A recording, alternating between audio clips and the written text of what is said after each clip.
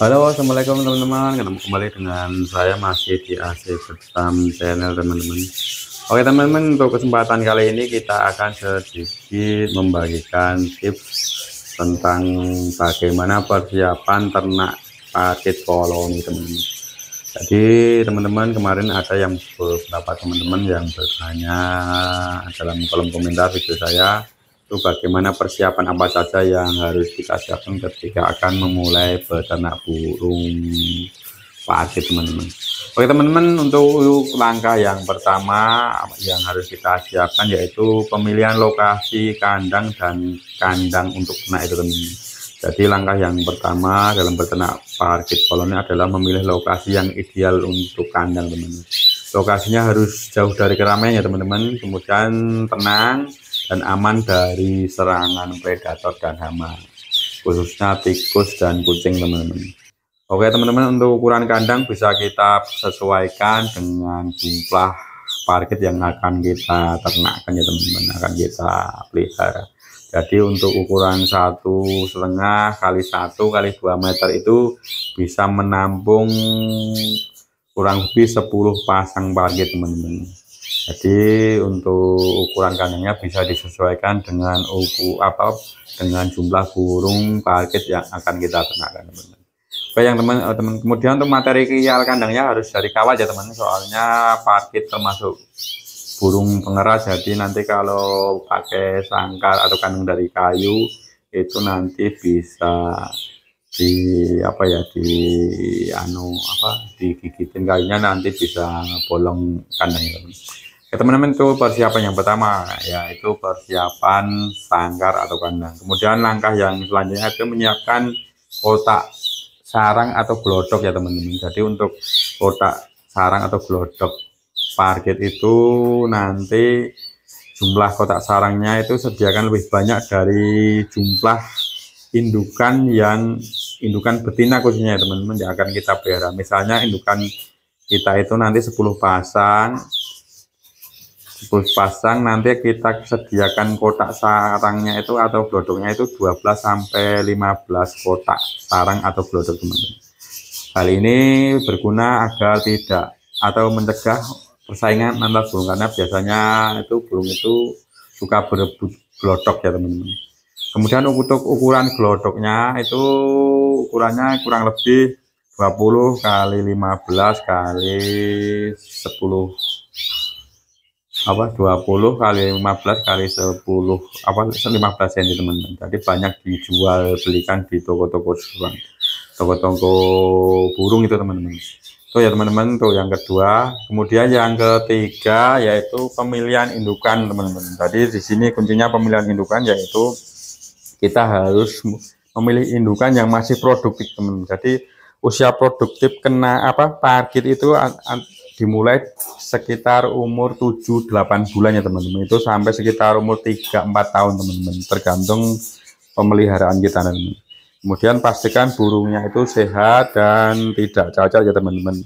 Kemudian untuk rasio jantan dan betinanya itu kita bisa memilih sekitar 2:1, jadi 2 indukan pejantan dibanding 3 betina teman-teman. Karena untuk burung parkit itu biasanya sistem kawinnya itu tidak monogami ya teman-teman, jadi satu pejantan itu bisa mengawini beberapa indukan betina parkit teman-teman. Oke, itu yang ketiga teman-teman. Kemudian yang selanjutnya yang keempat yaitu penyediaan untuk pakan teman-teman. Untuk pakannya di sini kita bisa menyediakan untuk pakan utama itu terdiri dari biji-bijian teman-teman. Untuk bijiannya itu untuk pakan utamanya itu millet ya teman-teman, millet putih ataupun millet kuning itu teman-teman.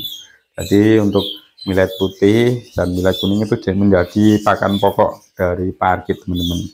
Kemudian bisa kita campur dengan kenari set, kemudian ada yang menambahkan dengan biji bunga matahari teman-teman. Tapi untuk rasionya itu diperbanyak millet putihnya teman-teman.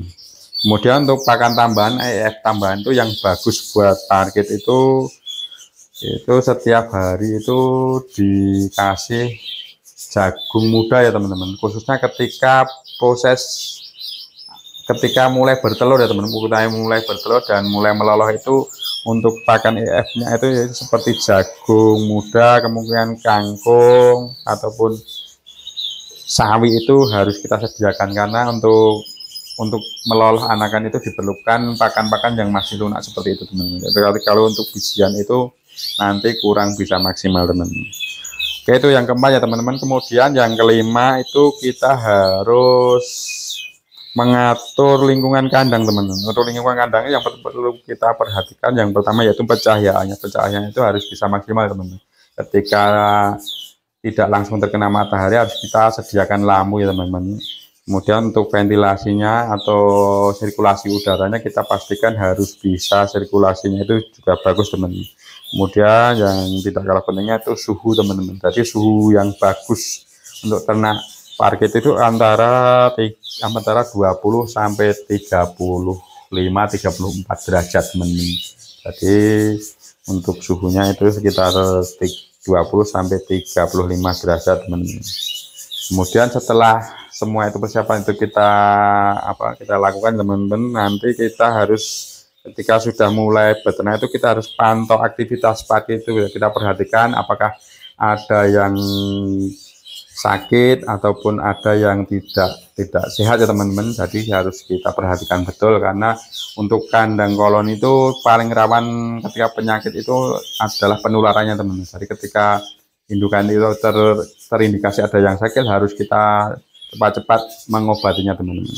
Selanjutnya ya teman-teman, untuk yang tidak kalah pentingnya itu yaitu perawatan pasca bertelur ya teman-teman. Jadi di sini untuk ternak parkit, burung parkit itu untuk masa pengeramannya itu antara sekitar kurang lebih 14 hari teman-teman.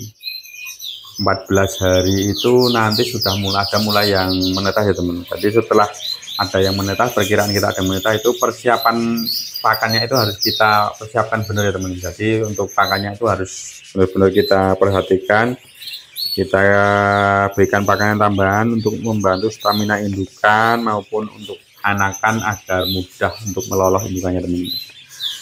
Teman-teman, mungkin itu sedikit persiapan yang harus kita lakukan ketika mau beternak burung parkit.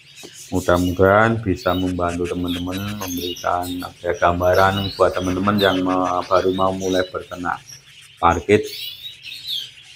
Jadi jangan lupa teman-teman yang belum subscribe, tolong di subscribe video ini agar bisa lebih bermanfaat dan channelnya bisa berkembang. Oke teman-teman, mudah-mudahan bermanfaat dan sekian, terima kasih. Wassalamualaikum warahmatullahi wabarakatuh.